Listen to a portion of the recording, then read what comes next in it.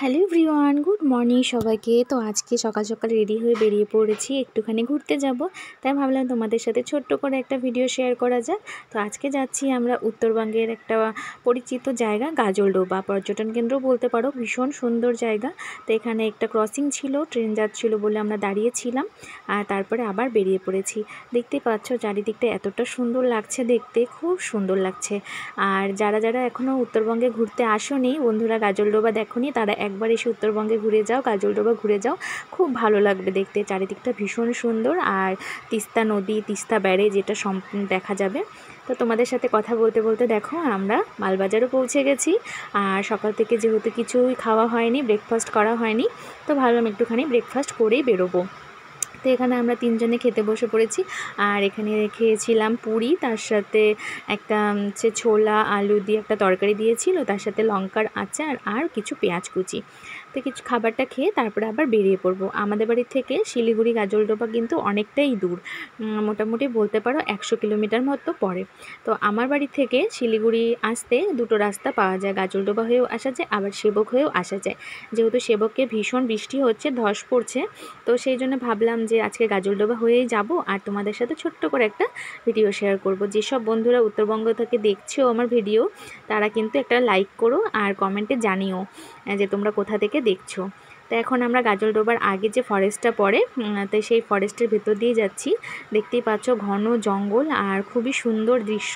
বর্ষার সময় যেন ডুয়ার্সের রূপ আরও বেশি অপূর্ব লাগে, সুন্দর লাগে দেখতে, তার যেন রূপ আরও ফুটে ওঠে, এতটাই সবুজে সবুজ লাগে আর চারিপাশটা এতটা সুন্দর লাগে।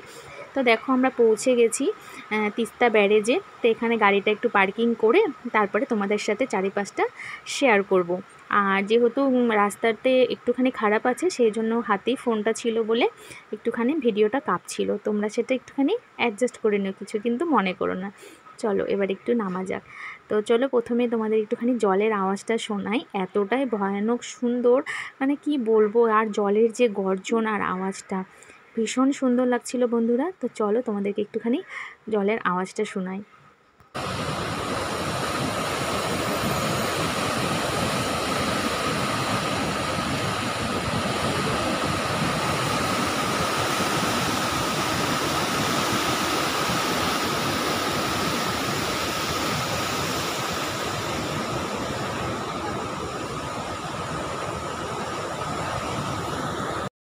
তো বন্ধুরা দেখলে তো কতটা সুন্দর লাগছে দেখতে, একদম অপূর্ব লাগছে। চারিপাশটা যেন জল আর জল, আর যত দূর চোখ যাচ্ছে কোনো মনে হচ্ছে কুল কিনারা দেখতে পাওয়া যাচ্ছে না, চারিদিকেই জল আর জল, মনে হচ্ছে কোনো তার শেষ নেই, সীমানা নেই, তাই না?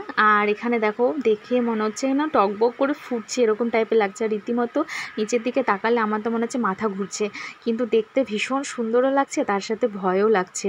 এই হচ্ছে তিস্তা নদী, আর তিস্তার রূপ তো ভয়ঙ্কর রূপ। এর আগের অনেক ঘটনা হয়েছে, কিছুদিন আগেও সিকিমে বিশাল বড় একটা বন্যা টাইপের হয়েছে, তোমরা দেখেছো, কিন্তু তারপরেও বলবো অপূর্ব সুন্দর লাগছে। তো চলো চারপাশটা আরেকটু ঘুরিয়ে দেখি।